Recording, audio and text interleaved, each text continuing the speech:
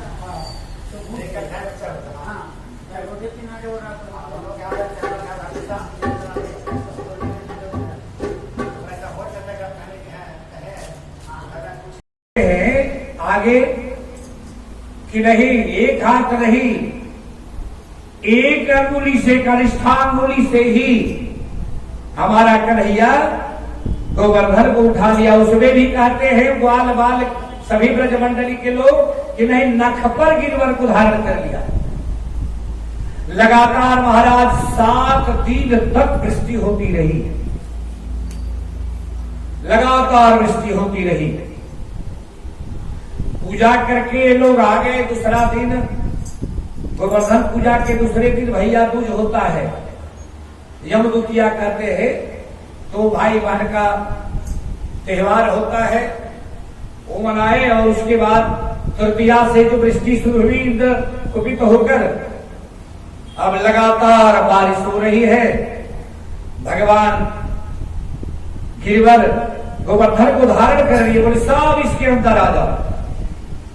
और जितने ब्रजवासी थे महाराज सब खड़े हो गए, अपने लाठी डंडा, जो ब्रज का पहचान है, पगड़ी लाठी डंडा सब लेके गए थे, सब लगा दिए बल और खड़े हो गए।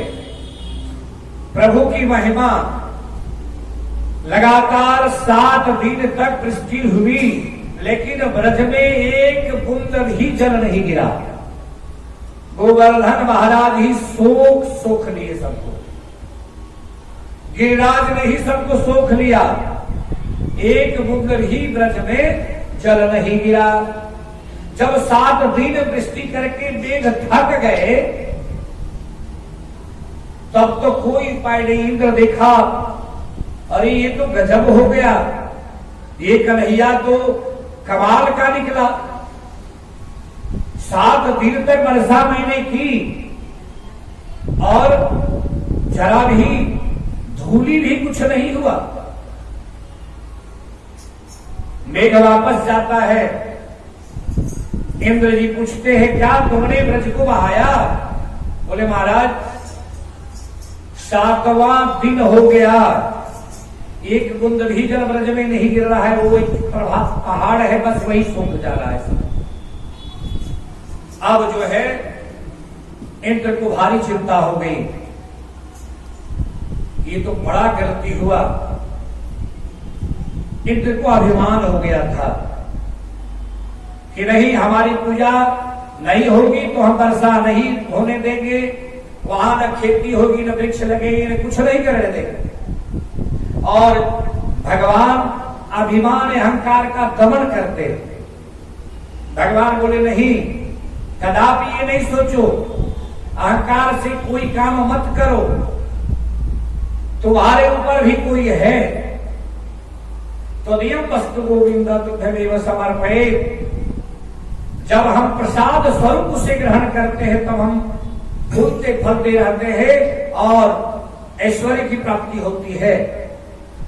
इंद्र अब जो है दुखी हो जाता है कि हमने तो भारी भूल कर दी, अब जाएं तो किस मुंह से जाएं। सबको उबार लिए भगवान। जब उबार लिए तो बोले अब बताओ कोई भीगा? सब प्रसन्न हो गए।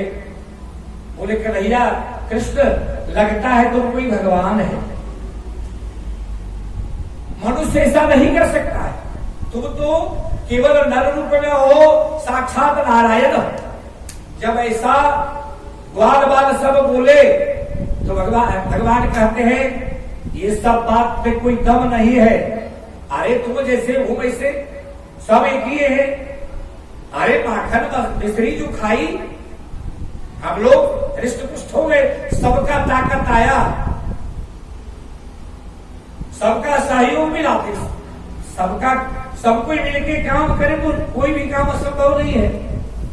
और भगवान माया में सबको भुला दे, लेकिन सबकी दृष्टि में कन्हैया भगवान प्रतीत होने लगे सबको। अब इधर इंद्र जी जाए तो किस मुंह से जाए, जाते हैं कैसे जाए। ब्रह्मा जी जो बहुत बड़ा अपराध कर दिए थे, इंद्र जी कामधेनु को लिए, जानते हैं कि कन्हैया गौ प्रेमी है, गौ चारण करते हैं, गाय को बहुत मानते हैं, गौ के बिना नहीं रह सकते। तो कामधेनु गाय जो निकली थी 14 रत्नों में, वो एक वही था देवलोक में। कामधेनु को आगे कर दिए इंद्र जी और चले कि गौ को देखेंगे तो शांत हो जाएंगे। आते हैं और कामधेनु जाति आपस में लोग चर्चा कर ही रहे थे। तब तक कामधेनु ये किस दिन हुआ, 7 दिन वर्षा हुई, अक्षय नवमी तक, अक्षय नवमी तक वर्षा हुई। जब कुछ भी नहीं हुआ तो 10वीं को 7 दिन बाद इंद्र जी आए ब्रज में, और ब्रज में आने के बाद कामधेनु को आगे कर दिए। कन्हैया ने देखा अरे गाय बड़ी सुंदर दिव्य गाय है, प्रणाम की। देखिए भगवान क्या कहना चाहते हैं, यदि कोई बड़ा पदाधिकारी बहुत ज्यादा क्रोधित हो जाए आपकी छोटी गलती के कारण, तो उनका कोई मित्र यदि मिलने जा रहा है उनसे, तो आप उनके संगति में जाइए। और मित्र में जब हा ही होने लगे आपस में, जब वो पदाधिकारी प्रसन्न रहे तब आप प्रवेश कर जाइए, अपना काम बना दीजिए, खुशी में खुशी ही मिलेगी। वो कभी क्रोध नहीं कर सकता है। इंद्र की बुद्धि बोले कामधेनु देख के प्रसन्न हो गए, उसी समय जाकर हम क्षमा याचना मांग लेंगे, हम पर क्रोध भगवान नहीं करेंगे। और कामधेनु को देख करके बड़े गदगद हुए भगवान। जैसे ही गदगद हुए इंद्र जी प्रकट हो गए और जाके खड़े हो गए। मैंने आपकी महिमा नहीं जान सकी, मुझसे भारी अपराध हो गया, हे प्रभु आप क्षमा करें। अब तो भगवान सोचने लगे कोई अपराध करे और यदि क्षमा याचना कर दे तो जो वरिष्ठ होते हैं वो सोचते हैं कि छोटी मोटी गलती है, चलो ब्रह्मा की गलती। जानते हैं एक मनवंतर में 14 इंद्र बदली होते हैं और भगवान का एक दिन होता है ब्रह्मा जी का। ब्रह्मा जी बहुत बड़ा गलती किए थे। एक ब्रह्मा के पास 14 मनवंतर अर्थात 14 इंद्र 14 बार आएंगे तब भगवान ब्रह्मा जी का एक दिन होगा। तो ब्रह्मा जी बड़ा अपराध किए थे और ये छोटा अपराध करके गए। छोटा अपराध कैसे हुआ, देखिए भगवान सोचे, ग्वाल बाल भी प्रसन्न हुआ कि 7 दिन भगवान के सानिध्य में रहने का तो शुभ अवसर हम लोगों को प्राप्त हुआ। ये वर्षा नहीं होती तो हम एक जगह रह पाते। तो इंद्र ने ये अच्छा किया।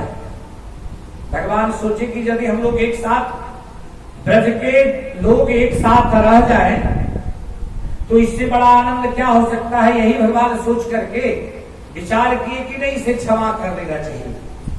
और भगवान इंद्र को क्षमा कर दिए। बोले अहंकार कभी मन में नहीं लाना, तुम्हारे ऊपर भी कोई है, इसको भी सोचना। और भगवान इंद्र ने प्रार्थना किया कि हे प्रभु अब हम कभी भी ऐसा अहंकार नहीं करेंगे, मुझे क्षमा कर दीजिए। भगवान ने उन्हें क्षमा कर दिया। अब इधर प्रसन्नता छा गई, आपस में चर्चा होने लगी कि कन्हैया तो जो है गोवर्धन को धारण कर लिए और हम लोगों को उबार भी लिए,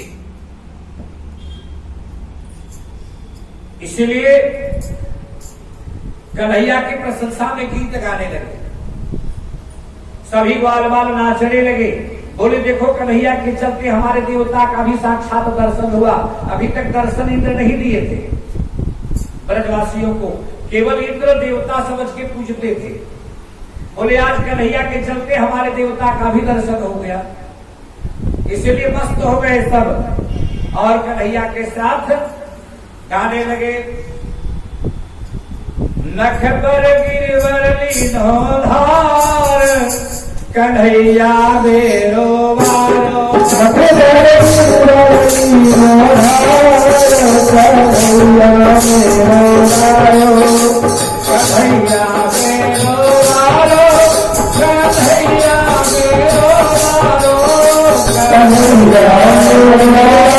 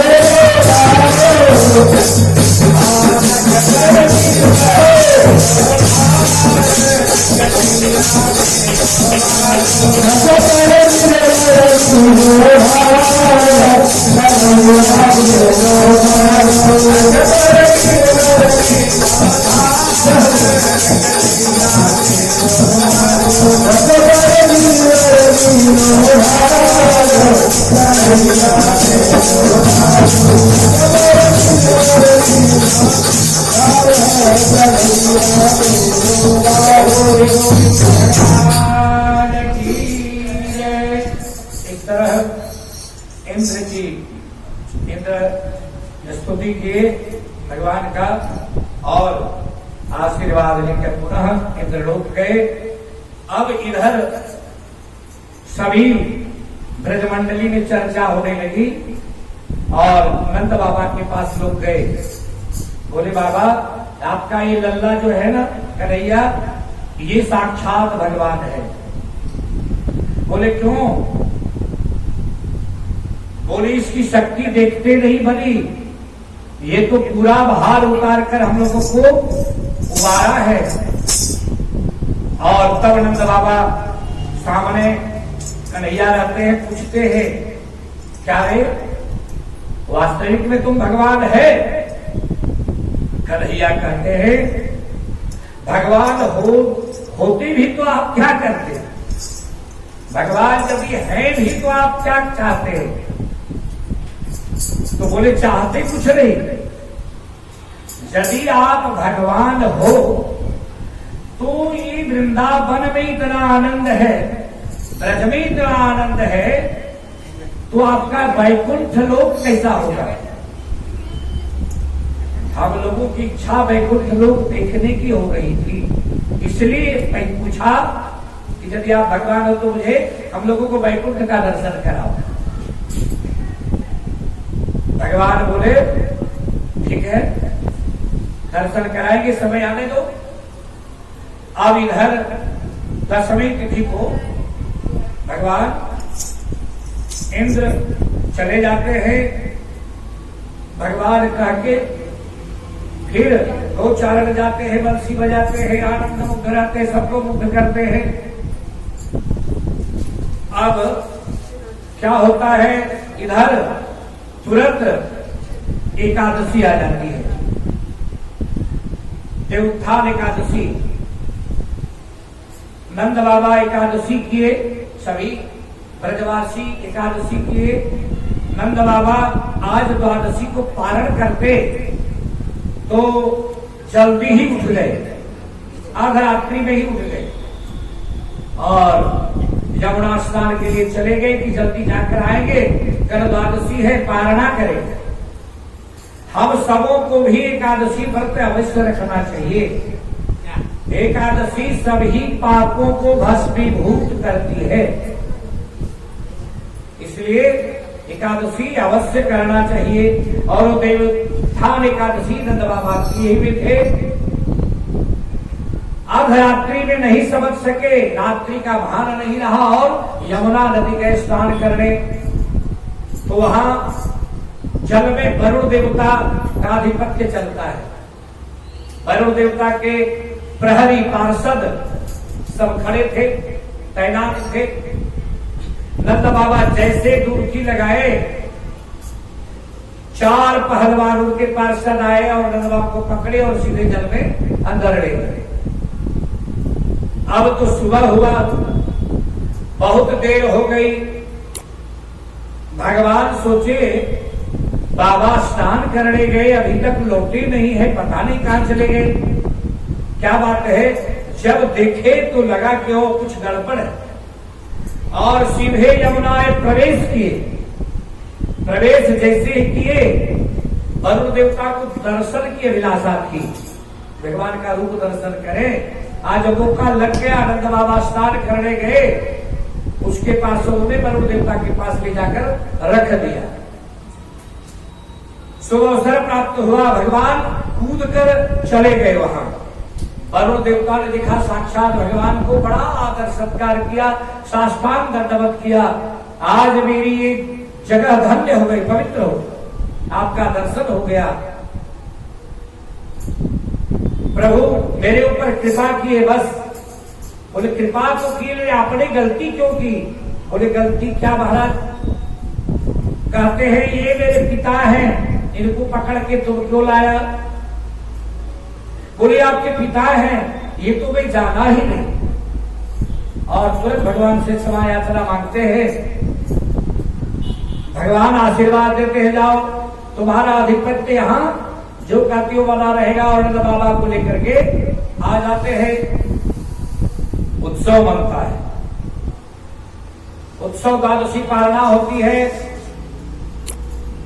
उत्सव में सभी आनंद लेते हैं और उसमें एक असुर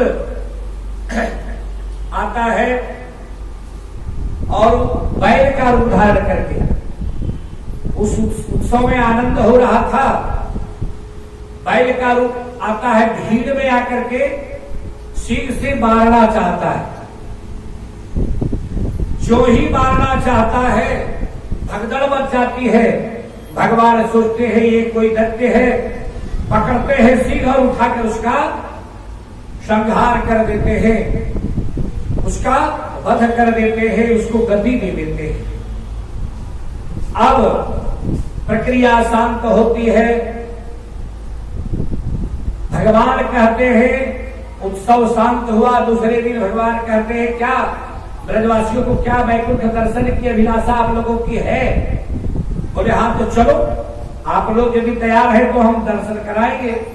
चले गए सब ब्रज के ग्वाल बाल सहित ब्रह्म कुंड के पास। रंग जी का मंदिर है दक्षिण भाग में वृंदावन में, वहां ले गए। और ब्रह्म कुंड में जब गए तो सब ब्रजमंडली के लोग बोलने लगे, ग्वाल बाल ये कान्हा यहाँ कहाँ ले आए, जब गिरे तो धराशायी हो जाएंगे। बोले कुछ नहीं, सीधे कूदना है और तब आपको वैकुंठ का दर्शन होगा। विश्वास है? बोले कन्हैया तुम्हारे वाणी पर दृढ़ विश्वास है। सबों को दृढ़ विश्वास हो गया। भगवान सबको बहुत तरह के आफत से बचाए, विश्वास हो गया। भगवान कूदे, सब कूद गया, जितने ब्रज के सभी थे सब कूद गए। और जब कूद गए महाराज, चले गए सप्त द्वार में। वहां जैसे ही जाते हैं देखते हैं दिव्य भव्य विराट नगरी भगवान का एकदम चमचमाता हुआ स्वर्ण सिंहासन बना हुआ है। और इधर उधर सब देखते हैं, सब ग्वाल बाल अचंभे रह जाते हैं, ये कौन नगरी आ गए हम लोग। और आ गए तब जाकर के देखते हैं कि चलो जब आ ही गए, कन्हैया हमारे साथ है तो डर किस बात, तो चलो घूम फिर कर देखते हैं। जब इधर उधर गए तो देखते हैं चार चार हाथ है लोगों का। बोले यार एक बात, ये तो बड़ा आश्चर्य है, हम लोग तो दो दो हाथ के, चार हाथ वाले के पास कैसे आ गए? देखते हैं कि अच्छा कुछ है। तो एक पार्षद था, जाकर के प्रणाम किए लोग बाल बाल मंडली, और जाके पूछे भैया ये कौन नगरी है?